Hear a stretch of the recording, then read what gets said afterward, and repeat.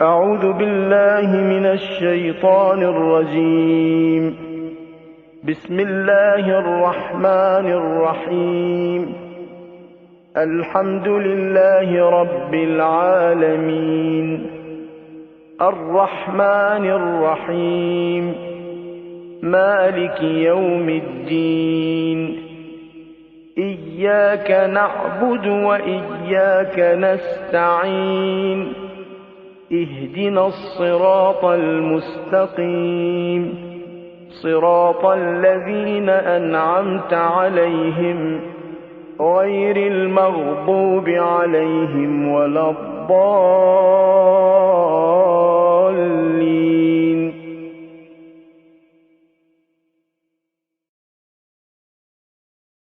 في الأراضين وحجته على العالمين الإمام المنتظر والحجة الثاني يشر اللهم عجل له الفرج ولعنة الله على أعدائهم أجمعين.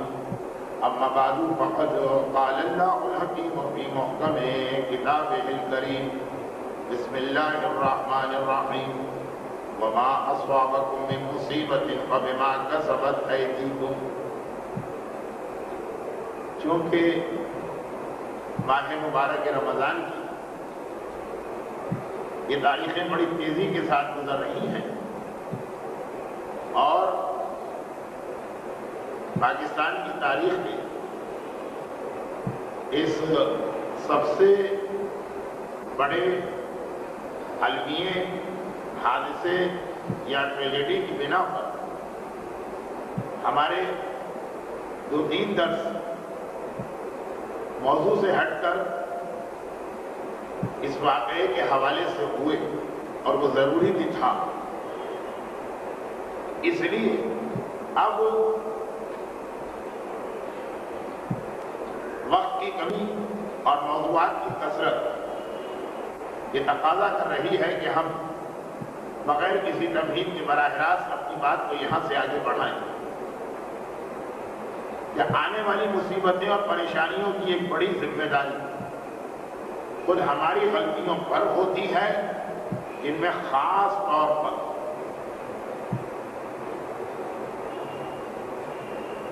گناہوں کو دیکھ کے خاموش رہنا اور ظلم کو دیکھ کر مظلوم کی مدد نہ کرنا. جب کل خاص طور پر اس حوالے سے بہت اونچے پیمانے کی گفتگو ہوگی یعنی بڑے بڑے مظالم کا تذکرہ ہو گیا. لیکن ایسا نہیں ہے کہ ہم اتنے بڑے بڑے مسئلوں کو دیکھتے رہیں اور نتیجے میں بعض ایسی غلطیاں جو آخرت کے اعتبار سے ویسا ہی عذاب لے کے آتی ہیں جو بظاہر بہت بڑے بڑے گناہوں کا عذاب ہونا چاہیے لیکن چونکہ دنیا میں وہ اتنی بڑی غلطی نہیں لگتی ہے تو ہم اس کو نظر انداز کر لیں. چھوٹی اور بڑی ہر قسم کی غلطی پر ہمیں توجہ دینا. ظلم کوئی اور کر رہا تب بھی ہماری ذمہ داری ہے کہ ہم مظلوم کی مدد کریں اور اگر ہم خود ہی ظلم کرنے والوں میں شامل ہو جائیں جب مظلوم کی مدد نہ کرنے والے نیوٹرل اور غیر جانبدار مومن کے بارے میں یہ آ گیا کہ وہ مصیبتوں میں مبتلا ہوگا. غیر جانبدار جس کا کوئی تعلق نہیں اس مسئلے سے تو اگر ظالموں کی فہرست میں انسان کا اپنا نام لکھا جا رہا ہو چاہے پرسوں کے درس کی روشنی یہ ظلم اسلام پر ہو رہا یا کل کے درس کی روشنی میں یہ ظلم کسی انسان پر ہو رہا. اب جس عنوان پر کل کے درس کا آخری واقعہ پہنچ رہا تھا وہ بھی اور ظلم کے حوالے سے پہلے اس ایک واقعے کو سن لیجیے جو ملا مہدی نراقی کا واقعہ. یہ تقریباً 200 سال پہلے شیعہ تاریخ کے ایک بہت ہی عظیم مجتہد اور مرجع، اگرچہ ان کے بیٹے ملا احمد نراقی وہ بھی مرجع بنے، شہرت کے اعتبار سے اپنے باپ سے ذرا زیادہ تھے، اور اتنے عظیم مرجع تھے بیٹے کہ حضرت امام خمینی رضوان اللہ علیہ جب ولایت فقیہ کے نظریے تاریخ اسلام میں جو دب گیا تھا، چھپ گیا تھا، پوشیدہ ہو گیا تھا، ایک بار دوبارہ پیش کیا تو پہلا سوال ان سے یہ ہوا، اور یہ سوال ہمارے ہر مرجع سے کیا جاتا ہے، اور یہ مرجع کی ذمہ داری کہ پہلے اس سوال کا جواب دے، باقی باتیں بعد میں کرے۔ اور وہ پہلا سوال یہ ہوگا کہ اگر کوئی بالکل نئی چیز ہو جو اس سے پہلے دنیا میں تھی ہی نہیں، اور اس میں مرجع نے یا مجتہد نے اپنا ایک نظریہ پیش کیا، تو چلیں اسے تو ہم قبول کر لیں گے۔ جیسے بینکنگ کا یہ نظام 150-200 سال پرانا ہے، اس سے پہلے تو تھا نہیں۔ ٹیسٹ ٹیوب بیبی کا مسئلہ، کلوننگ کا مسئلہ، اعضائے جسمانی کا ایک دوسرے کو منتقل کرنے کا مسئلہ، کافر کی آنکھ اگر مسلمان کی آنکھ میں لگی تو کیا نجس رہے گی کہ پاک ہو جائے گی، بہت ساری دواؤں کے بنانے کا مسئلہ، کہا جاتا ہے کہ شوگر کے مریض کو جو انسولین دی جاتی کبھی وہ سور کے لبلبے سے نکالی جاتی ہے، کبھی گائے کے۔ اب مثلا یہ ساری چیزیں کچھ میڈیکل سائنس کی ترقی، کچھ اکنامکس کی ترقی، یہ پچھلے 100 سال کی باتیں ہیں۔ اس میں تو مرجع جب کوئی رائے قائم کرتا ہے تو اس کے سامنے ماضی کا کوئی اور فتویٰ یا مسئلہ نہیں ہوتا، تو ٹھیک ہے وہ اپنے علم کی روشنی میں ایک فتویٰ ہمیں دے گا، لیکن جب کبھی مرجع کسی ایسے مسئلے اپنا نظریہ یا اپنا فتویٰ بتاتا ہے جو مسئلہ پہلے سے موجود ہے، تو ان سے پہلا سوال یہ ہوتا، یعنی with due respect، عزت اور احترام کے دائرے میں، کہ یہ مسئلہ جو آپ بتا رہے ہیں بات تو پرانی آج کی نہیں، تو کیا آپ سے پہلے بھی تاریخ اسلام میں ہمارے کسی عالم نے یہ مسئلہ بتایا کہ نہیں بتایا؟ دوسرے الفاظ کہیں آپ یہ دعویٰ تو نہیں کر رہے کہ 1400 سال کی تاریخ میں آج تک نہ کسی نے قرآن کو سمجھا نہ حدیث کو، میں پہلا آدمی ہوں جو اس کو سمجھ رہا ہوں؟ اگر ایسا آپ کا دعویٰ تو ہم اسے قبول نہیں کریں گے۔ یہ ہمارے یہاں کا ایک طے شدہ مسئلہ ہے۔ چنانچہ جب کبھی کوئی ایسا مسئلہ ہمارے سامنے آتا ہے جو 100 سال 200 سال 400 سال 500 سال 700 سال سے کسی نے بتایا ہی نہیں، تو نیا مرجع، آج کے زمانے کا مرجع جب اس مسئلے پہ اپنا فتویٰ دیتا تو اسے پہلے یہ ثابت کرنا پڑتا ہے کہ تاریخ اسلام میں اس سے پہلے بھی یہ فتویٰ دیا جا چکا ہے۔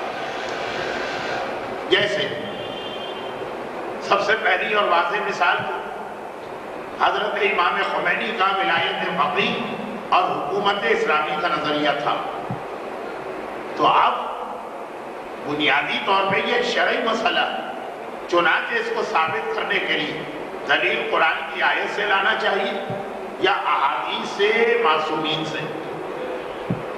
جتنے بھی شرعی مسئلے معیار تو قرآن اور حدیث ہیں، لیکن اس کے ساتھ ساتھ انہیں یہ بھی بیان کرنا پڑا، اور جیسا کہ میں نے کہا یہ مرجع کی ذمہ داری ہے کہ وہ بیان کرے کہ قرآن اور حدیث سے تو میں نے اس کو سمجھا، لیکن میرے علاوہ اس سے پہلے کس کس نے اسی مسئلے کو پیش کیا۔ ایک پوری انہوں نے فہرست دی تھی جس میں 200 سال پہلے ان عظیم مرجع ملا احمد نراقی کا تذکرہ بھی تھا، اور یہ خالی آغا خمینی کی بات نہیں تھی، ایک اور بہت ہی مشہور مرجع انہی کے زمانے میں مرحوم آغا خوئی تھے، انہوں نے بھی رمضان اور عید کے چاند کے حوالے سے ایک ایسا فتویٰ دیا جو عام طور پر 100 200 500 سال سے جو مشہور مسئلہ تھا اس سے ہٹ کر تھا۔ تو انہوں نے قرآن اور حدیث سے تو اپنے فتوے کی دلیل دے ہی دی، لیکن ساتھ میں ایک فہرست ان کو یہ بھی دینا پڑی کہ میرے علاوہ مجھ سے پہلے کس کس مرجع نے یہ فتویٰ دیا، کیونکہ ہمارے یہاں کبھی کوئی مرجع یہ والا دعویٰ نہیں کرتا کہ آج تک پورے اسلام میں کسی نے قرآن و حدیث کو نہیں سمجھا سوائے میرے۔ ایک اور بہت ہی اہم مرجع آیت اللہ محسن الحکیم، یعنی وہ اتنے اہم مرجع کہ ہندوستان اور پاکستان میں بہت سے لوگوں نے تقلید کرتے کرتے ان کے بعد تقلید کرنا چھوڑا کہ بھائی اتنا عظیم مرجع اب ہمیں کوئی نظر نہیں آ رہا، اب تو اختلاف ہو گیا ہے، 2 اور 3 کے نام آ رہے ہیں۔ ان کے زمانے تک کم سے کم ہمارے علاقے میں فقط ایک نام تھا۔ تو جب انہوں نے یہ فتویٰ دیا کہ عیسائی اور یہودی پاک ہیں، اب آج تو یہی فتویٰ آیت اللہ خامنائی کا ہے، آیت اللہ سیستانی کا ہے، آیت اللہ فاضل لنکرانی کا ہے، کئی مراجع کا ہے، لیکن جب 1960 ان کا یہ فتویٰ آیا تو سالوں سے یہی سنتے آ رہے تھے کہ سارے کافر نجس ہیں۔ اب انہوں نے جب یہ فتویٰ دیا تو قرآن سے اور حدیث سے اپنی دلیلیں تو لائے، لیکن اس کے ساتھ یہ بھی بتانا پڑا کہ آج تک تاریخ شیعہ میں مجھ سے پہلے کس کس نے یہ فتویٰ دیا، کیونکہ ہم مرجع کی عزت بھی کرتے ہیں، عظمت کے بھی قائل ہیں، اگر ان کی تقلید میں ہے تو ان کے فتوے پہ بھی عمل کرتے ہیں، اگر ان کی تقلید میں نہیں ہے تب بھی ان کے پورے احترام کا خیال کرتے ہیں، لیکن انہیں امام معصوم کی طرح ایسا عقل کل نہیں مانتے کہ جو چیز آج تک کسی کی سمجھ میں نہیں آئی وہ ان کی سمجھ میں آ رہی ہے۔ تو یہ ہر مرجع کا طریقہ کار بھی ہے، اور اگر کبھی کسی وجہ سے کسی مرجع وقت کم ہے، جلدی بات کو سمیٹنے کے لیے خالی قرآن حدیث کی دلیلیں دے دی تو حوزہ علمیہ میں فوراً ان سے سوال ہوگا، سوائے ان مسئلوں کے جو پہلے زمانے میں تھے ہی نہیں۔ یہ میں اس لیے کہہ رہا ہوں، اب بظاہر بعض خواتین کو یہ لگا ہوگا کہ اچھے بھلے موضوع سے مولانا بہت کے ادھر کیوں چلے گئے، یہ 5-7 منٹ کا ٹائم کیوں ضائع کر دیا۔ تو جیسا کہ میں نے کل بھی کہا تھا کہ میری تقاریر کا ایک تو اپنا عنوان ہوتا جس پر مجھے بات کرنا ہوتی ہے، اس دن کچھ چھوٹی چیزیں ایسی ہوتی ہیں جن کو بیان کرنے کے لیے الگ سے وقت نہیں، اس لیے کہ 12-13 دن دیکھتے ہی دیکھتے گزر جائیں گے، تو وہ جو کچھ چھوٹی لیکن بڑی اہم چیزیں الگ سے اس پہ درس دینے کا موقع نہیں، لیکن وہ اہم بھی ہے۔ تو اسی طرح سے میں موقع سے فائدہ اٹھا کے درمیان میں ایک آدھ بات چھیڑ دیتا ہوں۔ اب جو میں نے اب تک کی بات کہی صرف بظاہر صرف ایک جملے کی وضاحت کے لیے کہ بھائی ملا احمد عراقی جن کا واقعہ آنے والا ہے ان کی اپنی حیثیت کیا، راوی جتنا معتبر ہو روایت میں اتنا وزن پیدا ہوگا، لیکن آغا کوئی کا بھی ذکر آ گیا، آغا محسن حکیم کا بھی ذکر آ گیا ہے، فتووں کی بات بھی آ گئی، یہ اس لیے کہ جب ہمارے یہاں مرجع ایک فائنل اتھارٹی ہوتا اور خیبت امام ایک مرجع سے زیادہ بڑی حیثیت اور اختیار و طاقت کسی کے پاس نہیں، شرع ہو سکتا ہے کہ دنیاوی اعتبار سے وہ ہماری آپ کی طرح سے کمزور ہو، لیکن شرعاً مذہباً اسلامی نقطہ نگاہ سے وہ فائنل اتھارٹی ہے، اس سے بڑا کوئی نہیں۔ اس کے باوجود وہ بھی کوئی نئی بات نہیں کہہ سکتا ان چیزوں میں جو پہلے سے چلی آ رہی، اسے یہ ثابت کرنا پڑتا ہے کہ یہ چیز اس سے پہلے بھی ہمارے پاس تھی۔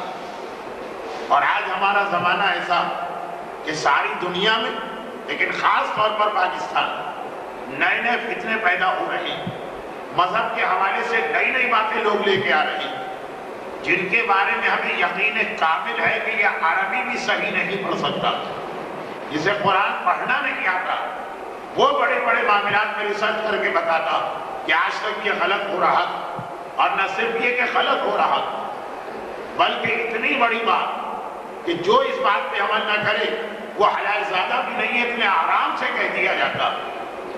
ایسے ایسے لوگ کہ ہمیں خود بھی معلوم ہے کہ ان کا علم کیا ہے، ان کی معلومات کیا ہے، چونکہ ہمارے ملک یہ چیز بڑی شدت کے ساتھ زور پکڑ رہی ہے۔ اب جیسے نماز یہ کوئی ٹیسٹ ٹیوب بیبی کی طرح سے یا کلوننگ کی طرح سے یا جدید بینکنگ کی طرح سے آج نئی بات دنیا کے سامنے نہیں آئی، یہ 1400 سال سے بڑھی جا رہی۔ معصومین کی نماز بھی ہمارے سامنے، اپنے بزرگوں کی نماز بھی ہمارے سامنے، مراجع کی ساری کتابیں بھی ہمارے سامنے، اور آج اگر کوئی آدمی آ کے کہے کہ آج تک کی ساری نمازیں غلط، کیونکہ آپ کی اور ہماری نماز میں فلاں چیز نہیں ہوتی ہے جو ہونی چاہیے، کیسے اسے قبول کیا جائے؟ لیکن لوگ قبول کر رہے ہیں، اور اس شدت کے ساتھ قبول کر رہے ہیں کہ اگر کوئی قابل احترام عالم تک ان کی بات نہ مانے تو اسے مسجد تک سے نکال دیا جاتا۔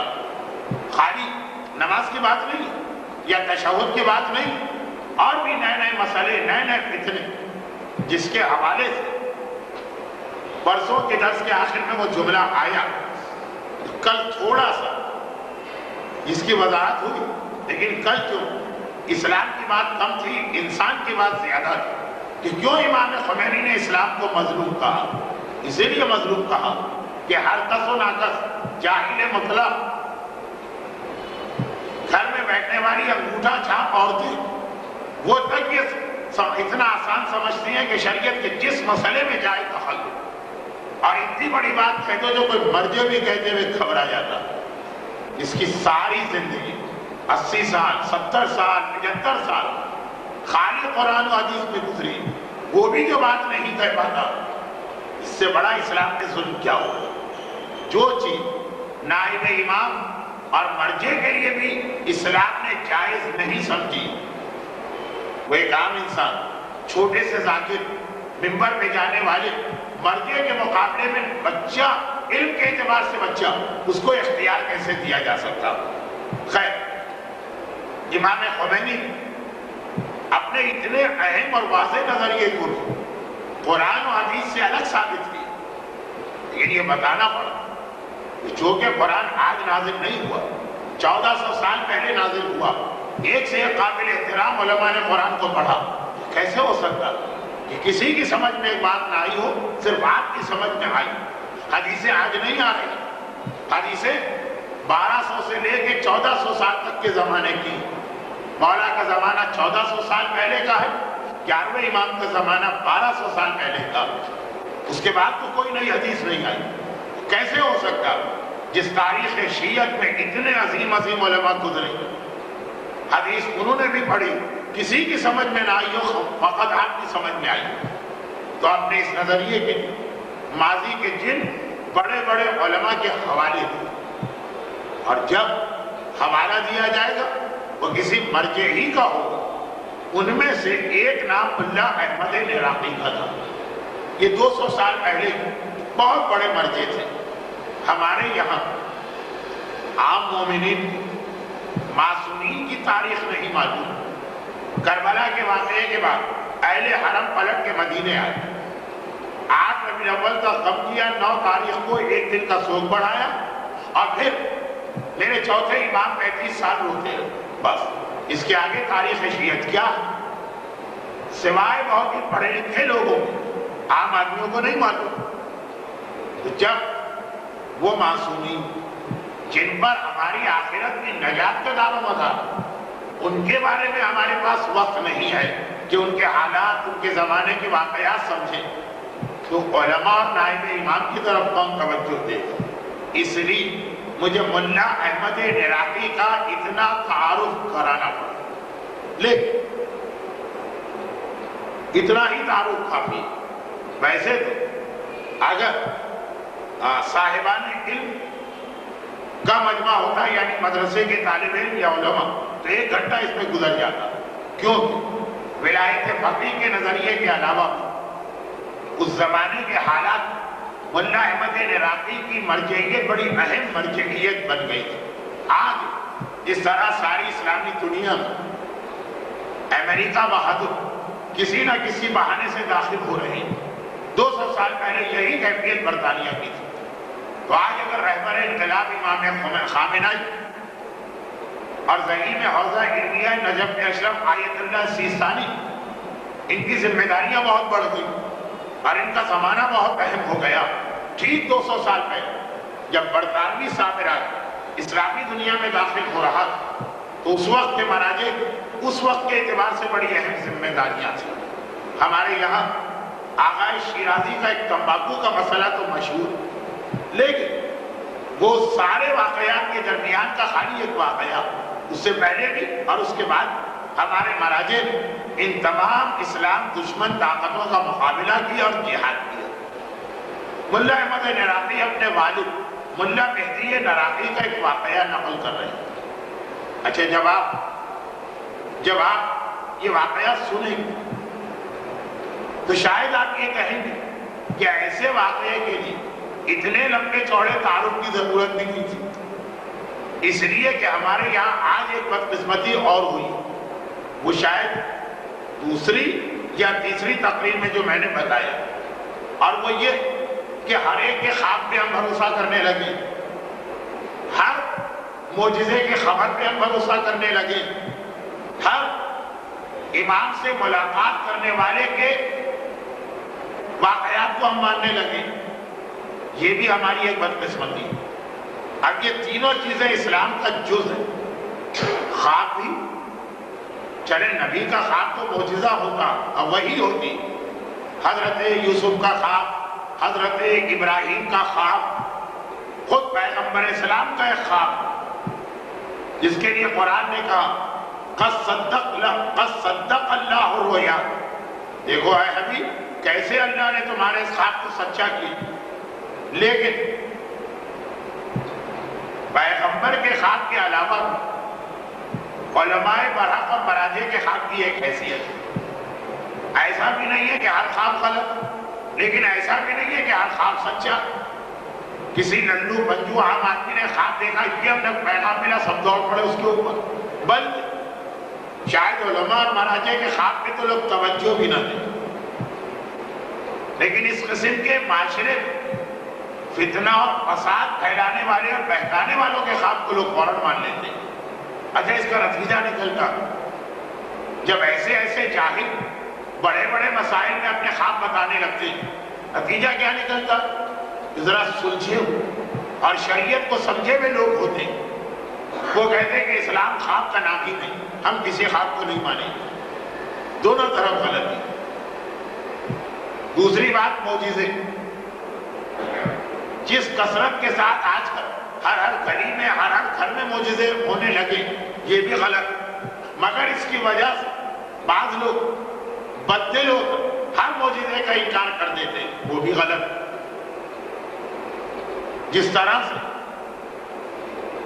حضرت ابی الفضل العباس کے ایک معجزے کے حوالے سے بھی یہ بات میں نے کہی، نہ ہر معجزہ صحیح ہے نہ ہر معجزہ غلط۔ اور میں نے مثال دی تھی جیسے حدیث، ہمارے پاس سچی حدیثیں بھی ہیں، جھوٹی حدیثیں بھی، نہ ہمیں اتنا خوش عقیدہ بننا کہ جس حدیث کے ساتھ ایک امام کا نام ملا دیا، اپنے امام کا نام دیکھا آنکھیں بند کر کے مان لیا، اور نہ اتنا بد عقیدہ بننا ہے کہ ہم حدیثوں ہی کو چھوڑ دیں اور کہیں کہ یہ سچ اور جھوٹ مل گیا اس لیے اس کو چھوڑ ہی دو تو اچھا، بیچ کا راستہ۔ خواب اور معجزہ چنانچہ، اور اس میں تیسری بات یہ ہے، لیکن وہ تو اتنا زیادہ بڑھتا ہوا فتنہ آج کل کا بن گیا کہ اس پہ تو ایک الگ سے درس دینے کی ضرورت ہے۔ لیکن جو رات کو مردوں کا میرا درس چل رہا وہ اسی راستے میں جا رہا ہے کہ آگے جا کے شاید وہ موضوع وہاں آ جائے، وہ یہ کہ جی ہماری زمانے کے امام سے ملاقات ہو. ایسے ایسے لوگ یہ دعوے کر رہے ہیں کہ واقعاً پلٹ کے سوال کرنے کو دل چاہتا کہ امام خمینی کی تو اس طرح کبھی امام سے ملاقات نہیں، آغا خلیل تو اس طرح کبھی امام سے نہ ملے، آغا خامنائی کی تو اس طرح کبھی امام سے ملاقات نہیں ہوتی، آغا سیستانی کی زندگی میں کبھی امام سے ملاقات نہیں ہوتی. آپ ہیں کیا؟ آپ کی حیثیت ہے کیا؟ آپ نے آج تک دین کو سمجھا کتنا ہے، خدمت کیا کی ہے کہ ساری دنیا میں امام کو آپ ہی نظر آئے کہ جس سے ملاقات ہو رہی. چنانچہ اس انداز کے جو ملاقات کے دعوے کرنے والے ان سے انرجی کو بدل ہو کر بعض لوگ اس طرف چلے گئے کہ جی یہ جتنے لوگ ہیں سب جھوٹے، امام سے کسی کی ملاقات ہی نہیں ہو سکتی. وہ بھی غلط کہ پھر اس کی لپیٹ علامہ ہندی آ جاتے ہیں، شیخ مفید آ جاتے ہیں، شیخ صدوق آ جاتے ہیں، شہید اول آ جاتے ہیں، علامہ مجلسی آ جاتے ہیں. ان لوگوں کی امام سے ملاقات تو ہوئی، البتہ اتنے بڑے بڑے تاریخ شیعت کے نام زندگی میں ایک بار ملے، بہت ہوا 2 بار ملے، بہت ہوا 3 بار ملے. اور یہاں تک دیہات کا رہنے والا جاہل روزانہ مل رہا، ہر ہفتے مل رہا. اور اتنے بڑے بڑے جن سے امام کی ملاقات زندگی میں 1 یا 2 بار ہوئی، انہیں بھی امام نے کوئی ایسی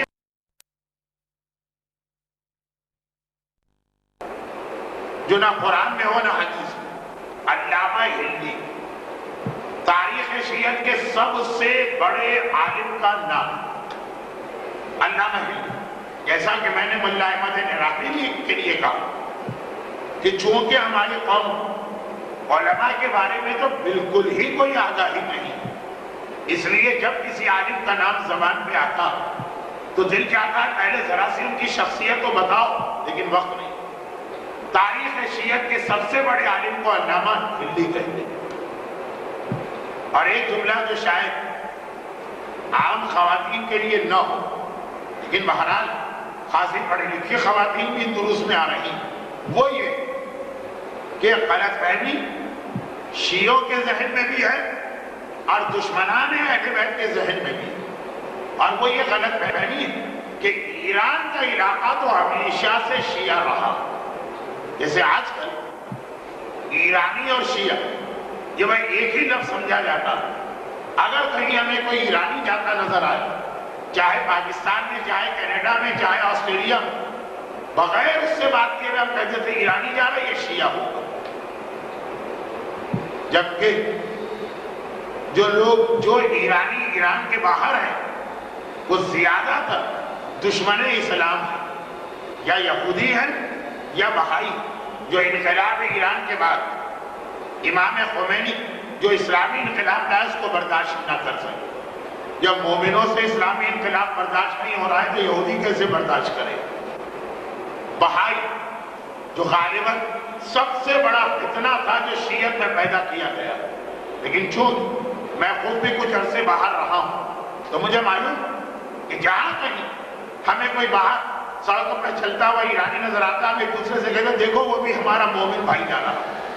جبکہ 99% وہ اسلام دشمن اور شیعہ دشمن ہی ہوگا. لیکن ایرانی شیعہ اور شیعہ ایرانی اس طرح سے یہ مکس اپ ہو گئے کہ آج دونوں کو ایک ہی سمجھا جا رہا. چنانچہ ایسے واقعات بھی ہوئے کہ جب تک کسی علاقے میں شیعہ دشمنی کی وجہ سے قتل و غارت زدی ہوئی تو ایسے ایرانی بھی مار دیے گئے جن کا شیعت سے کوئی تعلق ہی نہیں، جو اٹھتے بیٹھتے شیعت پہ لعنت کرتے ہیں. جیسے یورپ اور امریکہ میں آج کل جو مسلمانوں کے خلاف ایک لہر آئی ہوئی ہے، بہت سارے سکھ اس کی لپیٹ میں آ گئے اپنی داڑھیوں اور سر پہ باندھی جانے والی ایک پگڑی کی وجہ سے. اب ایک عیسائی یا کافر کو کیا پتا کہ مسلمان عالم کا امامہ الگ چیز ہوتی ہے اور سکھ کی پگڑی الگ چیز ہوتی ہے. وہ تو اتنے سارے سکھ کہ وہ پریشان ہو کے رہ گئے سکھ. یہ غلط فہمی جب ایرانی کے حوالے سے بالکل غلط خیال ہے. تاریخ اسلام بتاتی کہ شروع زمانے سب سے زیادہ دشمن شیعہ اور اہل بیت ایرانی تھے. شیعت کے خلاف جتنی کتابیں شروع میں لکھی گئی سب ایرانی علماء کی لکھی گئی، یہاں تک کہ ایران ہی تو وہ علاقہ تھا جہاں ایک شیعہ نے مسجد میں جا کے ہاتھ کھول کے نماز پڑھ دی تو اسے ذبح کیا گیا، اور اس کے لیے مسجد سے باہر لانے کی زحمت بھی برداشت نہیں کی گئی، وہی مسجد میں۔ پھر اتنی بڑی تبدیلی کیسے آئی کہ آج ایران کا مطلب ہی شیعت ہے، شیعت کا مطلب ہی ایران۔ یہ علامہ ہندی جنہوں نے سارے ایران اپنے خاص تبلیغات اور مناظرے کے ذریعے سے اہل بیت سے محبت سکھائی، تو خیر بہت سارے کارناموں میں سے خالی ایک کارنامہ میں وقت کی کمی کی وجہ سے بتایا۔ یہ علامہ ہندی ایک مسئلہ شرعی میں بہت پریشان تھے، فتویٰ دے رہے ہیں اور سمجھ میں نہیں آ رہا کہ اس کو حلال کہیں کہ حرام، اور اپنے زمانے کے سب سے بڑے عالم، اب جب سب سے بڑے عالم کی سمجھ میں کوئی بات نہ آ رہی وہ کس سے پوچھے، اور اتنے بڑے عالم تھے کہ ان کے بعد کے جو علماء ان کے اور ان کے درمیان بہت زیادہ فرق تھا۔ اب جیسے آج کل آغا سیستانی اور آغا خامنہ علم کا فرق ہے 19-20 کا ہو، آغا کوئی اور آغا خمینی علم کا فرق ہے 19-20 کا ہو، تو اس میں ایک دوسرے سے تبادلہ خیال ہوتا، لیکن جب بہت زیادہ فرق ہو جائے نمبر 1 اور نمبر 2 کس سے پوچھے علامہ ہندی؟ چنانچہ انہوں نے خاص عمل کیا اور ایک خاص استغاثہ کیا زمانے کے امام سے۔ وہ عمل یہ ہوتا ہے کہ 40 شب بدھ مسجد سہلہ میں عبادت کرنا ہوگی۔ یہ وہی مسجد سہلہ جو کوفے کے قریب ہے، ظہور امام کے بعد یہ امام کا خزانہ اور بیت المال بنے گی، اور یہ طے شدہ بات کہ 40 شب بدھ بغیر کسی گیپ اور وقفے کے وہاں عبادت کرنے والا امام کی زیارت کر لیتا، لیکن وہ بھی اس طرح سے نہیں کہ امام آئے اور اپنا تعارف کرائے کہ میں تمہارے زمانے کا امام ہوں، وہ اس کو بعد میں پتہ چلتا۔ علامہ ہلی نے یہ عمل کیا کیونکہ ہلہ جو علامہ کا شہر ہے اور سہلہ بہت قریب قریب، 40 شب بدھ ہو گئی، آخری شب بدھ اعمال کرنے کے بعد واپس آ رہے، راستے میں ملاقات ہو ایک ایسی شخصیت سے کہ نہیں پہچانتے تھے یہ کون، تو ایک باتیں ہونے لگی۔ علامہ ہلی کو اندازہ ہوا کہ میرے زمانے کا ہی کوئی اتنا بڑا عالم ہے کہ میں تو اس کے سامنے اپنے آپ کو بچہ اور جاہل سمجھ رہا ہوں، یہ کہاں چھپا ہوا؟ ملاقات امام اس طرح نہیں ہوتی جیسے آج کل لوگ دعوے کر رہے ہیں کہ جی امام آتے ہیں ہمارے گھر میں ہمارے ساتھ ناشتہ کرتے ہیں، جی آتے امام آ کے ہمارے ساتھ آرام سے ریلیکس ہو کے باتیں کرتے ہیں۔ اتنا بڑا عالم، اللہ اس وقت ذرا سا ذہن پہ پردہ بھی ڈال دیتا۔ اچھا وہ محاورہ تو برا ہے، برائی میں استعمال ہوتا، لیکن پھر بھی استعمال کر کہ علامہ کو کچھ ایسا اندازہ ہوا جیسے پہاڑ تلے اونٹ آ جائے تو اونٹ کو اپنی حقیقت معلوم ہوتی۔ خیر علامہ نے کبھی تکبر و غرور تو کیا نہیں، لیکن یہ پریشانی کہ اگر میرے زمانے کا اتنا بڑا عالم ہے کہاں چھپا بیٹھا، آج تک مجھے اس کے بارے میں پتہ کیوں نہ چنانچہ جیسے ہی علامہ کو یہ احساس ہوا کہ یہ علم میں مجھ سے زیادہ ہے، زیادہ کا لفظ بھی توہین آمیز ہے، زیادہ کا تو مطلب ہے کچھ میرے پاس ہے کچھ ان کے پاس نہیں، میں کچھ ہوں ہی نہیں ان کے سامنے، تو موقع غنیمت سمجھ پہلا سوال یہ کر لیا کہ بھائی فلاں مسئلے کے لیے میں بہت پریشان ہوں کہ وہ چیز اسلام میں حلال ہے کہ حرام سمجھ میں نہیں آتا اور کوئی دلیل مجھے نہیں مل رہی۔ اب انہوں نے جواب دیا مثلا صحیح تو جملہ واقع میں نہیں کہ مثلا انہوں نے جواب دیا یہ حرام، لیکن مرجے کی اپنی ذمہ داری، چنانچہ کہا کہ کس دلیل، کہاں لکھا ہوا، کہا کہ شیخ توسی کتاب تہذیب کی فلاں صفحے کی فلاں سطر میں ایک حدیث موجود، جا کے اسے پڑھ لو تمہارا مسئلہ حل ہو جائے۔ علامہ نے کہا لیکن میرا ایک مسئلہ اور، اور وہ یہ کہ میں نے سنا کہ اگر کوئی 40 شب بدھ مسجد صحرا میں عبادت کرے تو اس کی امام سے ملاقات ہو جاتی. میں تو 40 شب بدھ عبادت کر چکا ہوں. آج آخری رات کی یہ بھی مکمل ہو گئی. میں گھر جا رہا ہوں, اب تک میری امام سے ملاقات نہیں. میں جیسے ہی یہ کہا, اس نے مسکرا کے کہا اور اے ہندی, اتنی دیر سے کس سے باتیں کر رہے ہیں؟ اور غائب. دو چیزیں علامہ نے ایک وقت دیکھی, ان کا جملہ اور ان کا غائب ہونا. اب پتا چلا کہ یہ وہ امام تھے. علامہ جیسے عظیم ترین عالم کو بھی اب وہ پتا چلا.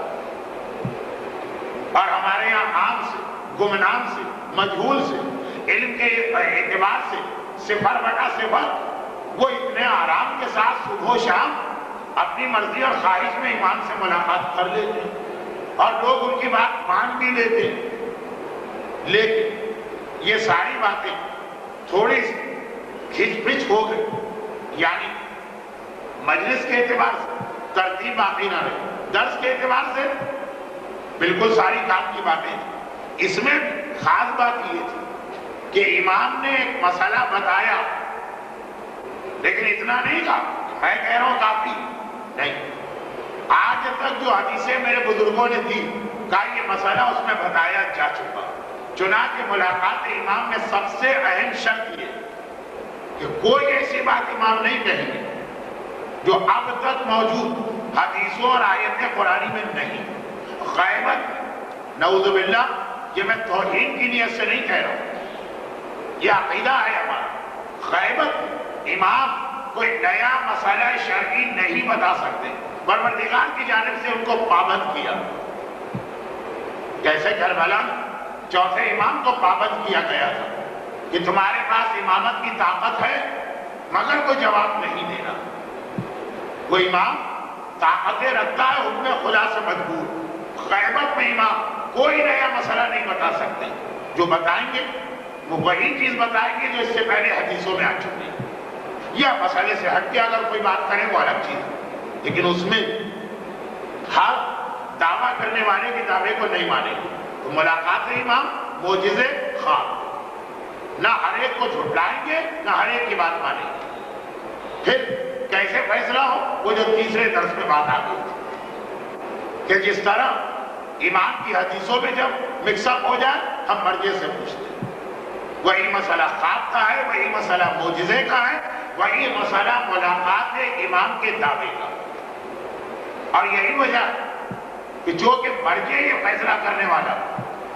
چنانچہ ہر وہ آدمی جو جھوٹے خواب بتاتا, جو جھوٹے معجزے بتاتا, جو جھوٹے واقعات ملاقات بتاتا, پہلا کام وہ یہ کرتا ہے مرجع کے خلاف بولتا.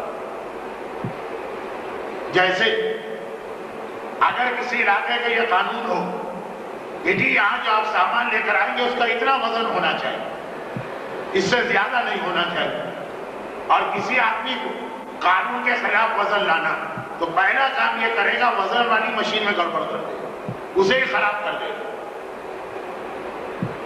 تو مرجع جو یہ فیصلہ کر سکتا ہے کہ کیا صحیح ہے کیا غلط, تو جسے غلط باتیں معاشرے میں پھیلانا, پہلے وہ مرجع کو مشکوک بنا دے. یہ مرجع آئے کہاں سے, ان کی حیثیت کیا ہے, کس نے ان کو نائب امام بنایا, ہم تو نہیں مانتے. وہ مشین جو صحیح اور غلط کا فیصلہ کرتی ہے پہلے وہ خراب ہو جائے. اب اس کے بعد جب عام آدمیوں کے ذہن میں مرجع کے بارے میں شک ہو گئے, اب جو چاہے جھوٹا سچا واقعہ بتاؤ, جو چاہے جھوٹا سچا معجزہ بناؤ, جو چاہے جھوٹا سچا خواب بناؤ. اس سال شروع کے درس میں ایک معجزہ آیا جس کو اس لیے ہم نے مانا کہ مرجع نے تصدیق کی, ورنہ نہیں مانا. معصومین کی طاقت ایجاز کے قائل ہونے کے بعد عام آدمی کے کہنے پہ نہیں مانا. اور آج کے درس میں آج آخری درس شروع ہو گئے, 14 درس سے 7 ہو چکے ہیں, اب آخری حصہ شروع ہوا. تو آج ایک خواب اس لیے بیان کیا جا رہا کہ مرجع نے اس کی تصدیق کی, ورنہ ہم اسے بھی نہیں مانتے. ملا احمد, اور مرجع بھی ملا احمد عراقی جیسا, وہ اپنے والد کا واقعہ بیان کرتے ہیں کہ ہم لوگ اصفہان میں رہا کرتے تھے. تعلیم کے لیے یہ حوزہ علمیہ نجف بعد میں, تو ایک مرتبہ کوئی عید کا موقع آیا، یا رمضان والی عید ہوگی، یا حج والی عید ہوگی، یا غدیر والی عید ہوگی، عید کا موقع آیا تو میرے والد کہتے ہیں کہ میں اپنے دوستوں کے ساتھ عید کا دن عید و بقرعید کے لیے مختلف گھروں میں جانے لگے۔ عید کے دن دوست اور رشتے دار ایک دوسرے کے گھر وزٹ کرتے، ہم بھی جانے لگے، یہاں گئے وہاں گئے وہاں گئے وہاں گئے۔ کوئی ایسی عید تھی کہ جس میں سفرہ اور دسترخوان بچھایا جاتا، جیسے ہمارے یہاں کراچی کا رواج ہے، یہاں بھی ہوگا، رمضان کی عید کے بعد سوئیاں ضرور کھلائی جاتی ہیں گھر آنے والے مہمان کو۔ اگرچہ عرب میں سوئیاں نہ امام کے زمانے میں تھی نہ آج کے زمانے میں، لیکن شریعت اتنی بھی سخت نہیں ہے کہ ہر چیز میں وہی کرنا ہے جو عرب کے زمانے میں 1400 سال پہلے ہوتا۔ تو اب سوئیاں وہاں کا تھا، ایران کے اپنے کھانے ہوتے، ہر گھر جا رہے ہیں 2-4-5 منٹ 2-4-5 منٹ۔ فرماتے ہیں کہ اسی طرح سے دوستوں سے ملتے آخر میں ہم شہر کے باہر ہمارا ایک دوست رہتا تھا، ایک غریب سا تھا جس کا مکان اتنی حیثیت نہیں تھی کہ شہر میں بنا تھا، اس کا مکان شہر کے باہر تھا۔ ہم نے آخر میں اسی کو رکھا، پہلے یہاں سب لوگوں کو نمٹا دے پھر وہاں جائیں۔ چنانچہ وہاں پہنچے تو جیسا بھی آپ نے سنا کہ بیچارہ غریب سا، تو مکان اس کا بہت چھوٹا۔ جب ہم گئے تو پتہ چلا کہ خاندان کی کچھ خواتین وہ پہلے آئی ہوئی ہیں۔ اب آج کل تو ہمارے کوئی مسئلہ ہی نہیں ہے مکس گیدرنگ، محرم نامحرم سب کو ایک جگہ بٹھا دو۔ اپنی شادی اور برتھ ڈے کی پارٹیوں کو چھوڑو، جو کام امام کے نام پہ ہوتے ہیں اس کے اندر بھی شریعت کا کوئی خیال نہیں۔ جیسے بڑی مشکل سے کراچی میں ہم نے یہ چیز ختم کرائی، ہم نے سے مطلب میں نہیں، کراچی کے علماء، لیکن اب دوبارہ یہ شروع ہو گئے کہ بھئی آپ شادی کے اندر مکس گیدرنگ کر رہے ہیں وہ بھی حرام ہے، لیکن چلے وہ آپ کی اپنی تقریب۔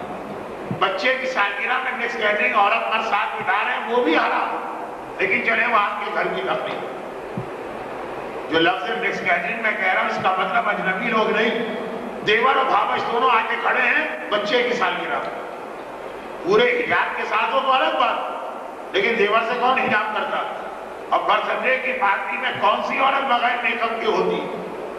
حضرت امام خمینی کا ایک مسئلہ کہ جی نامحرم کے سامنے چہرہ کھول سکتی ہے، لیکن شرط یہ ہے کہ اتنا زیادہ میک اپ نہ ہو۔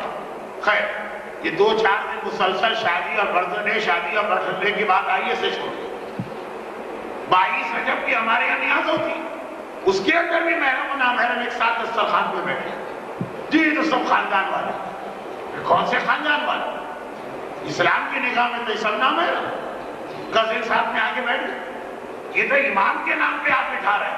شادی اور برتھ ڈے کو پھر بھی مان لیا جائے، کیسے مان لیا جائے؟ حرام تو وہ بھی، لیکن جیسے گھر میں شراب پینا اور مسجد میں شراب پینا فرق ہے کہ نہیں ہے؟ کہ شراب تو وہی شراب، بہرحال وہ آپ کا گھر ہے یا اللہ کا گھر، دونوں میں فرق۔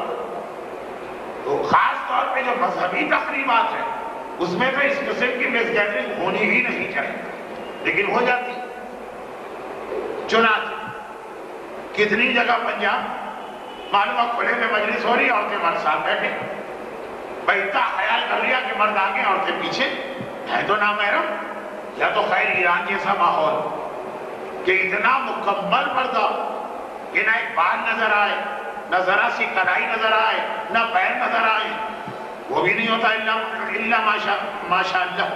خیر علماء کا ماحول ہے، مذہبی گھرانہ ہے۔ چنانچہ جب ملا مہدی نراقی اپنے دوستوں کے ساتھ اس شخص کے گھر پہنچے تو اس نے بھی آ کے معذرت کر دی کہ بھائیوں ابھی گھر میں عورتیں بیٹھی، وہ دسترخوان پہ کھا رہی، نظر چکھ رہی، تھوڑا انتظار کرو۔ نہ اس میں برا ماننے کی بات ہے، نہ صاحب خانہ کو برا لگنا چاہیے۔ پہلا حکم اللہ کا ہے، پہلا حکم شریعت کا ہے، امام کو برا نہ لگے، دوستوں کو لگتا ہے تو لگ جائے، لیکن اگر سمجھدار اور آل محمد کے ماننے والے دوست ہونے بھی کیا برا لگے، تو بالکل ٹھیک بات، ہم انتظار کر لیتے۔ کیسے انتظار کریں؟ سامنے قبرستان، ایران میں تو خاص طور پہ رواج رہا ہے، کراچی کے قبرستانوں میں بھی یہ رواج ہے اور ہمیشہ سے تھا اور یہاں بھی ہوگا۔ کہ جو لوگ قبروں کی زیارت کے لیے آتے ہیں ان کی آسانی کے لیے ایک سایہ دار جگہ بنائی جاتی ہے جہاں بیٹھ کے ایک مجلس ہو جائے، کچھ دعائیں ہو جائیں، کچھ قرآن کے بارے پڑھ لیے جائیں. یہ لوگ وہاں جا کے بیٹھ گئے. اب انتظار کر رہے ہیں کہ اب بلایا جائے، اب بلایا جائے، اب بلایا جائے. لیکن پتہ ہے آپ کو خود عورتیں بیٹھ گئی تو بیٹھ گئی. رانگ نمبر پہ آدھا گھنٹہ بات ہو جاتی ہے. گھر میں آگ لگ جائے، ہمسائی کو اطلاع دینے آ جائے، دروازے میں 45 منٹ بات ہو جاتی ہے. خیر تو اب جو بیٹھ گئی تو بیٹھ گئی.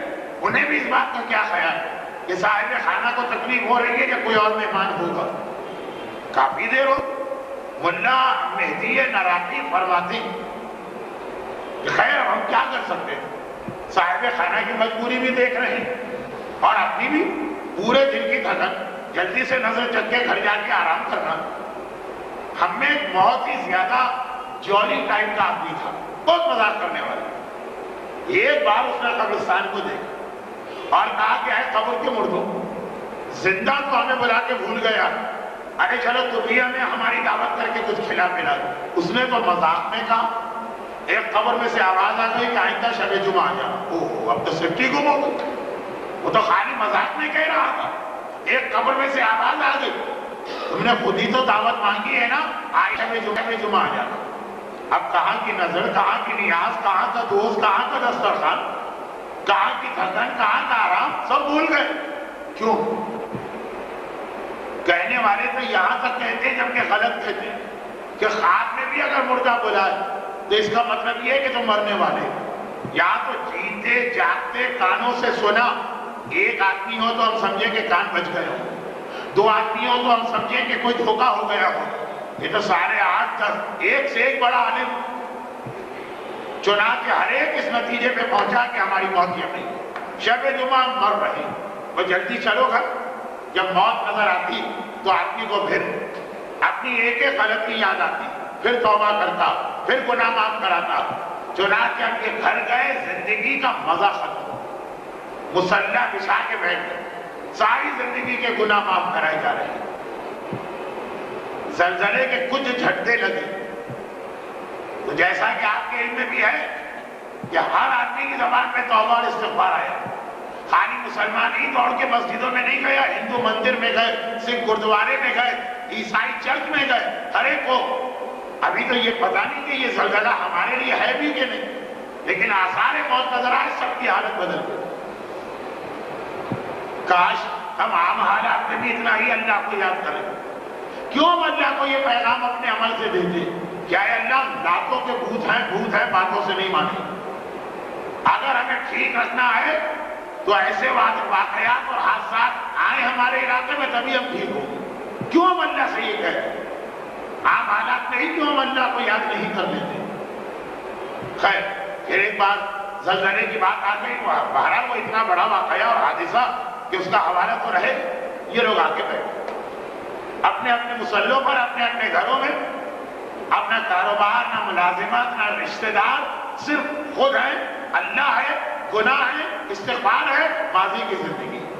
یہاں تک شب جمعہ کی ٹیلی فون تو اس زمانے میں نہیں تھا، لیکن نوکر بہت سستے مل جاتے ہیں. ایک دوسرے کے گھر نوکروں کا آنا جانا. بھائی تم خیریت سے تو ہو؟ کہیں ایسا تو نہیں کہ تمہیں بخار آ رہا، ایسا تو نہیں کہ تم مرنے کے قریب؟ ہر گھر سے ایک ہی خبر آ رہی ہے، سب بالکل ٹھیک ٹھاک، اتنے ہی صحت مند، ہٹتے کٹتے. آدھی رات ہو گئی، مرنے کے آثار ہی نظر نہیں آتے. اب یہ لوگ چکرا، چونکہ صاحبان علم ہے نا، چکرا. اس کا مطلب یہ ہوا کہ اس جملے کا کچھ اور مقصد ہے. کیا پتا چلے کیا مقصد؟ کہا جہاں سے یہ بات ہم نے سنی تھی وہیں چل. چنانچہ یہ سب لوگ آدھی رات اسی قبرستان کی اس قبر پہ گئے. ہمارے یہاں ہندوؤں کی وجہ سے قبرستان میں رات کو جانا بھی ایک بڑا مسئلہ بن جاتا. بھوت، پریت، چڑیل، پچھل پائی، پتہ نہیں کیا کیا چیزیں جس کا اسلام میں دور دور کوئی وجود ہی نہیں ہے. ماشاءاللہ درس میں آنے والی خواتین تو وہی جو دین کے قریب ہوتی. آپ نے زیارتیں بھی کی ہوں، ایران کے قبرستان بھی دیکھے ہوں، کیا شاندار قبرستان ہوتے. لگتا ہی نہیں ہے کہ ہم مرنے والوں کے پاس آ گئے. وہ جو اسلام کا تصور ہے وہی لگتا. ایک شہر یہ، ایک شہر وہ، یہ بھی آباد، وہ بھی آباد. جیسے ہمارا بیٹا ہمیں چھوڑ کے امریکہ چلا گیا، ویسے ہمارا رشتے دار ہمیں چھوڑ کے دوسری دنیا چلا گیا۔ ہمارے تو قبرستان بھی اتنے سنسان، اجاڑ، ڈراؤنے، بھیانک کہ وہاں کیا کریں موت سے ڈر کرنے لگے۔ خیر، موت پیاری چیز ہے، حسین چیز ہے، دلکش چیز ہے، اچھی چیز ہے، یہ ایک الگ موضوع ہے۔ آج ویسے بھی تقریر میں اس کی گنجائش نہیں اور وقت بھی بہت زیادہ گزر گیا۔ خلاصہ یہ کہ وہاں پہنچے اور اس قبر تک، وہاں بھی کوئی خاص بات نہیں، ویسے ہی جیسا قبرستان ہر رات کو ہوتا ہے ویسے ہی۔ آخر ہمت کر کے کسی نے کہا یا قبر والے تو نے شب جمعہ ہمیں دعوت کے لیے کہا تھا، ہم آ گئے، نکاح اور قبر پر۔ اور ایک غلام باہر آیا، کہا کہ میرا آقا تو آپ کا کب سے انتظار کر رہا ہے، آپ نے بہت دیر کی، آئیے ہمارے ساتھ۔ اچھا یہ جملہ بھی ہمیں اور آپ کو کتنا ڈرا، توڑ سے گریں گے اور پٹ سے مر جائیں گے جملہ سن کر کہ قبر سے کوئی نکل کے آیا اور کہہ رہا آئیے ہمارے ساتھ۔ لیکن ایک دو علماء موت کی حقیقت جاننے والے پھر اس وقت کا ماحول کچھ ایسا بن گئے، خیال بھی نہ کیا اس کے ساتھ چلنے لگے۔ قبر میں جگہ کیا ہوتی ہے چلنے کی، یہ تو بعد میں ان کو یاد آیا کہ یار ہم چلنے کہاں لگے تھے، ہم تو قبرستان کے قبر کے پاس تھے۔ اس نے کہا چلیں تو اس طرح چلنے لگے جیسے کوئی آدمی کسی باغ میں چلتا، اور واقعاً باغ نظر آنے لگا، دونوں طرف پھلدار اور سایہ دار درخت ہیں، ٹھنڈے ٹھنڈے پانی کی نہریں جاری ہیں، بڑی خوش اچھی آواز والے پرندے چہچہا رہے ہیں، اور چلتے چلتے لے جا کے اس نے ایک محل کے سامنے کھڑا کر دیا، سونے اور چاندی کی اینٹوں کا بنا ہوا محل۔ ہم قبرستان میں تھے اور اتنی سے قبر کھلی تھی، ہم سے کہا تھا چلیں ہمارے ساتھ، یہ قبر سے ہم کہاں نکل گئے، یہ سب بعد میں خیال آیا، اس وقت کچھ ہوش نہیں تھا۔ محل میں گئے، غلام نے کہا یہ میرا آقا آپ کا انتظار کر رہا، دیکھا بڑا خوبصورت حسین و جمیل نوجوان، بہترین لباس، بادشاہوں کی طرح سر پہ سونے کا تاج، ان کا استقبال کرتا ہے، دسترخوان پہ بٹھاتا، اور ایک سے ایک ایسے کھانے کھائے کبھی نہیں، دیکھنے سے اندازہ ہو رہا ہے کہ بڑے اچھے اور بڑے لذیذ ہوں، لیکن صاحب کھانا کہہ رہا بسم اللہ، یہ سب لوگ اب چھپ بیٹھے۔ اس نے گھبرا کے کہا کیا ہوا، کیا آپ کو میری دعوت پسند نہیں آئی؟ اب ان میں سے، اب دیکھیں سب علماء اور معمولی عالم نہیں، اب ان میں سے بولا کہ اے شخص تو ہے کون، کیا آپ کوئی نبی ہیں؟ گھبرا کے اس نے کہا استغفر اللہ، کیا آپ کوئی وصی ہیں؟ گھبرا کے کہا کہ آپ ایسی بات کرتے ہیں، اتنے بڑے بڑے ہوتے، کیا آپ کوئی راہ خدا کے شہید ہیں؟ وہاں بھی سمجھ میں آتا۔ پھر اس نے کہا کہ ایسے میری قسمت کہاں، تو پھر آپ ہیں کون جنہیں اتنا بڑا رتبہ اور مرتبہ ملا کہ مرنے کے بعد ابھی جنت نہیں ہے، جنت تو قیامت کے حساب کتاب کے بعد، عالیشان محل، بہترین باغ، اتنا اچھا لباس اور اتنا اختیار کہ دنیا سے مہمانوں کو بلایا، آپ ہیں کون؟ مسکرا کے کہا کہ آپ نے نہیں پہچانا، میں تو سمجھا تھا آپ میں سے ہر ایک مجھے پہچان لے، میں آپ کے محلے کا قصائی ہوں، کتنی مرتبہ آپ میری دکان پہ گوشت خریدنے آئے۔ یہ جو کہا ہر ایک گھبرا گیا، اب گھبراہٹ زبان پہ ایک جملہ آ گیا جو عام حالات میں کبھی نہیں آتا۔ دیکھیں کسی کا دل توڑنے سے کیا فائدہ، لیکن گھبراہٹ میں کہا تم ہمارے محلے کے قصائی ہو ہی نہیں سکتے۔ وہ تو کالا تھا، بد شکل تھا، بدصورت تھا، تم تو اتنے حسین جمیل خوبصورت۔ مسکرا کے کہا جب اللہ نے اتنی ساری نعمتیں دی تو کیا وہ بدصورتی میرے ساتھ رہنے دیتا؟ مور کے بارے میں بھی کہا جاتا ہے کہ پیروں کو دیکھتا ہے تو رو دیتا، تو اتنی ساری نعمتیں دے کے کیا اللہ ایسا بنا تھا کہ آئینہ دیکھتا تو رو دیتا؟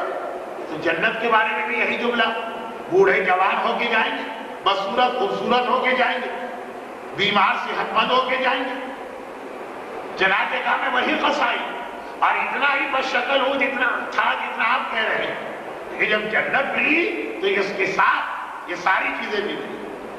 اب ذرا اطمینان آیا، کیونکہ یہ چیز آپ جانتی ہیں، ہماری بچیاں جانتی ہیں، تو یہ علماء کیسے نہ جانتے ہیں کہ ہاں بھائی اللہ جب جنت دیتا تو محل اور باغات تو بعد کی چیزیں، پہلے خود انسان کو حسین و جمیل بناتا، سمجھ میں آ گیا۔ لیکن پھر بھی ہاتھ آگے نہیں بڑھا. قضائی حیران ہو گیا, اب کیا ہے؟ میں نے تعارف کرا دیا, میں نے سب بتا دیا. یہ بتاؤ, جس رتبے پر تم فائز ہو, اتنا بڑا رتبہ, کوئی نبی ہو, وسیع ہو, شہید راہ خدا ہو تو سمجھ میں آتا. تم تو ہمارے محلے کے قضائی, تم نے تعارف کرا دیا. ہم تو تمہیں جانتے تھے, نہ کوئی بڑے مقدس آدمی, نہ کوئی بڑے متقی آدمی, نہ کوئی بہت بڑے پرہیزگار آدمی. اتنا بڑا رتبہ ملا تو کیسے ملا؟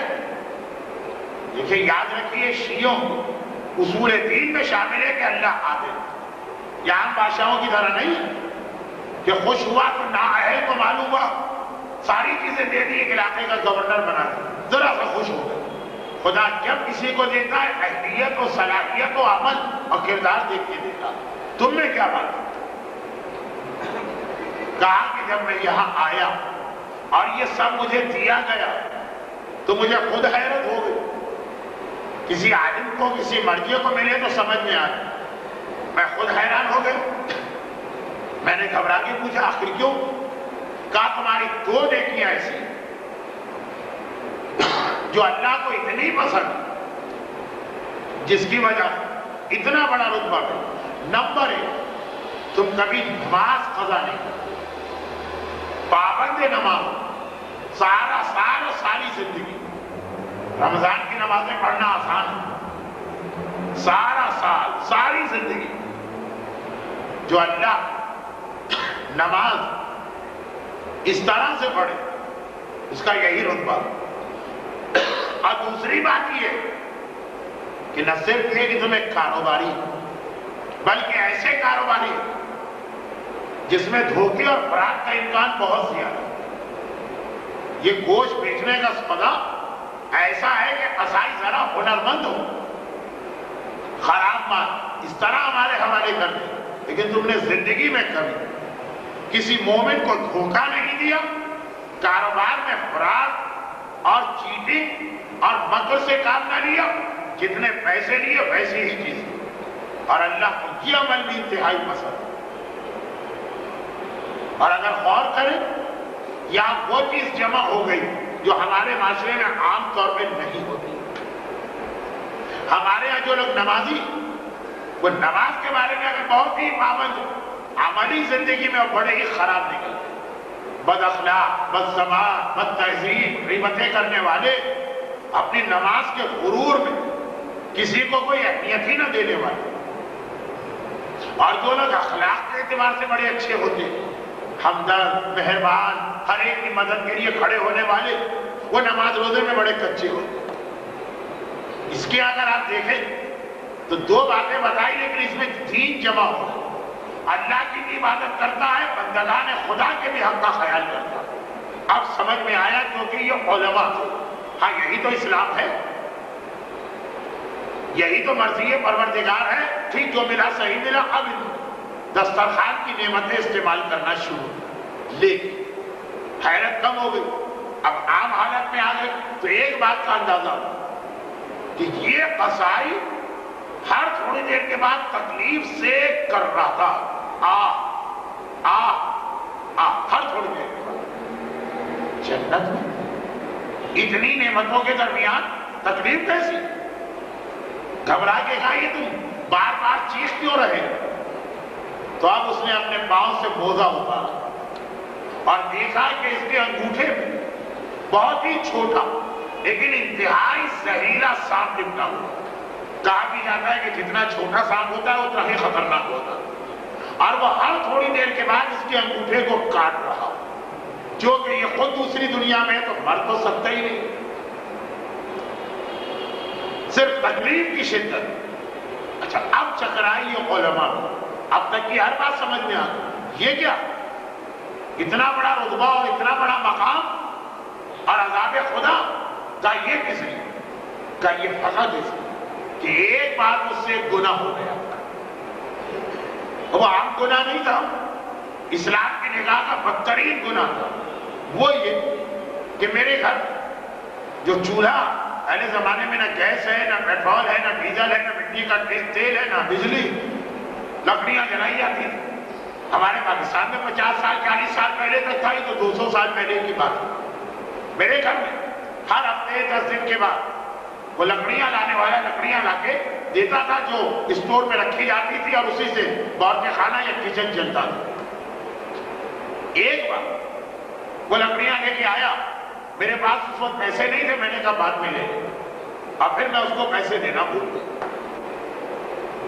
لاپرواہی کی وجہ سے اس بیچارے نے اس لیے نہیں کہا کہ ایسا نہ ہو کہ وہ کہے مجھے برا لگے، اچھا بھلا لگا ہوا ایک گھر اور گاہک چھوٹ گیا۔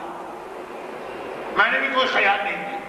موت کے بعد پتا چلا کہ راہ خدا کے شہید کا خون کا پہلا قطرہ زمین پہ گرتا، سارے گناہ معاف ہو جاتے ہیں، قرضے کا گناہ اس کا بھی معاف نہیں ہوتا۔ تو میں تو شہید راہ خدا بھی نہیں، یہ گناہ تو کسی کا معاف نہیں ہوگا۔ اگر کسی نے دوسرے مومن کا حق مارا، کسی نے دوسرے مومن کا مال دبایا، کا ساری نعمتیں ایک طرف، لیکن یہ سزا ملے گی جب تک کہ وہ مظلوم تمہیں معاف نہ کر۔ مظلوم تو بھائیوں، میں نے آپ کی دعوت جو کی اس میں ایک لالچ یہ بھی تھی، جب آپ واپس جا کر اگر کسی طرح سے میرا وہ گناہ معاف کروا دو تو میری جنت مکمل ہو جائے۔ پھر بڑی حسرت کے ساتھ ایک جملہ تھا جو شاید کل کے ورنہ اتوار کے درس کا موضوع بنے گا، کاش میری اولاد ہی اتنی سمجھدار ہوتی کہ وہ یہ سوچتی کہ باپ کے مرنے کے بعد باپ کو کوئی اگر سزا مل رہی ہے اس کو کیسے معاف کرائے۔ اولاد ہی کاش اتنی سمجھدار ہوتی، اولاد نے بھی توجہ نہ دی۔ خیر ابھی لوگ قبر سے باہر آئے تو واپس اسے قبرستان میں، کبھی دل کہتا ہے یہ خواب ہے، کھڑے کھڑے ہم لوگ سو گئے ہوں، اور کبھی ایمان گواہی دیتا ہے کہ نہیں ایسا خواب تو نہیں ہوتا، اور تصدیق ہو گئی۔ جب محلے میں گئے، قصائی کے گھر گئے، ساری باتیں تصدیق ہو گئی ایسی ہی، اسی دن مرا تھا، وہی اس کی قبر ہے، لکڑی والے کا پیسہ باقی ہے، وہ معاف کرائے۔ لیکن جنت میں جانے والا، پروردگار کو راضی کرنے والا، پھر بھی حقوق الناس یا مومن کے حقیق ہوتا ہے، ایک لکڑی والے کے ایک دفعہ کے پیسے نہ دیں۔ ہمارے یہاں تو ماشاءاللہ لوگ پوری پوری جائیدادیں ہضم کر جاتے ہیں، مسجد اور امام باڑے کا مال کھا جاتے ہیں، دوسرے لوگوں کے صدقہ اور خیرات میں ہاتھ صاف کر دیتے ہیں، کاروبار میں دھوکے سے کام لیتے ہیں، قرضہ لے کے واپس نہیں لیتے، اور تو اور دیکھیں یہ گناہ اتنا بڑا، خالی بڑا ہی نہیں چھوٹا۔ مثلا چھوٹی سی بات، آج کا درس کل کے درس میں بات عالم اسلام اور ساری دنیا اور حالات زمانہ کی ہو رہی ہے، آج بات یہ ہو رہی ہے، لیکن یہی اسلام پوری زندگی کو اسلام نے گھیرے میں لیا۔ مثلا حرام میں یہ بھی آتا ہے کہ اگر مانیے مجلس، کہیں مجلس ہو رہی ہے، اس نے ہر آنے والے کے لیے ایک تبرک رکھا، اب کوئی آدمی اس کو بتائے بغیر 2 تبرک لے، یہ بھی حرام میں آتا ہے۔ ابھی تو کسی کو احساس نہیں ہوتا، خوش ہو کہ ایک دوسرے کو بتاتے ہیں بھائی ہم ادھر سے چکر لگا کے آئے، ہم ادھر سے گھوم کے آئے، کس طرح سے مانی مجلس کے اوپر سے پھلانگ کے آئے، تو پتہ ہی نہیں چلا، ہم 5 تبرک لے کے آ رہے ہیں۔ ابھی تو بہت خوش ہوتے ہیں لوگ، بڑا ہنر سمجھا جاتا، بڑی چالاکی ہوتی، ایک دوسرے کو راستے دکھائے جاتے ہیں، یہاں سے جانا وہاں سے جانا، ورنہ تو ہے نا خبر میں تو جانا ہے نا۔ وہ بھی حرام ہے کہ آپ کسی کی ساری جائیداد ہضم کر جائیں، اور یہ بھی حرام کہ خالی ایک روٹی آپ اپنے حق سے زیادہ لیں، اور خالی ایک سیب یا ایک کیلا آدمی اپنے حق سے زیادہ لے، اور یہ تو وہ ظلم جو آدمی اپنے آپ پہ کر رہا ہے۔ باقی ظلم دوسروں پر ہوتے ہیں، یہ ظلم اپنے آپ پر، اس لیے کہ اس کی سزا ہم کو ملے گی اور وہاں ملے گی جہاں کوئی مدد کرنے والا نہیں۔ باقی اسی حوالے سے کچھ باتیں کل ہیں، پروردگار محمد و آل محمد کا واسطہ، ہم بڑے کمزور اور گناہگار قسم کے انسان، محمد و آل محمد کے وسیلے ہماری تمام غلطیوں اور گناہوں اور خصوصاً ماہ رمضان کے گناہوں کو معاف فرما، اور ہمیں اتنی طاقت عطا فرما کہ ہم آئندہ بھی شیطان مردود کے شر سے اپنے آپ کو بچا کے تیری اطاعت کے راستے میں زندگی گزارے۔ اے خدا، ہمارے گناہگار ہونے میں کوئی شک نہیں، لیکن ہم ہیں تو آل محمد کے ماننے والے، آل محمد کے تو غیر، ہمیں دنیا اور آخرت کی ہر پریشانی سے محفوظ فرما۔ پروردگارہ، ہمارے جو مومنین اور مومنات بھائی اس زلزلے سے متاثر ہوئے، ان کے اجر و ثواب کو بڑھاتے ہوئے ان کی اس پریشانی جلد از جلد دور فرما۔ پروردگارہ جو خواتین آج کے درس میں آئی انہیں یہ توفیق عطا فرما کہ وہ اپنے گھر والوں کے ساتھ ان مظلوم صاحبان ایمان کی پریشانی کا خیال کرتے ہوئے دامے جرمے قدمے سخنے جیسا ان کے لیے ممکن ہے ان کی مدد کرے۔ پروردگارہ اس نیکی کے تحفے، ماہ مبارک کی دوسری نیکیوں کے تحفے اور سب سے بڑھ کر محبت آل محمد کی نیکی کے تحفے، جو حاجتیں دل میں رکھ کر مومنات یہاں آئیں ان کی وہ ساری حاجتیں پوری فرما۔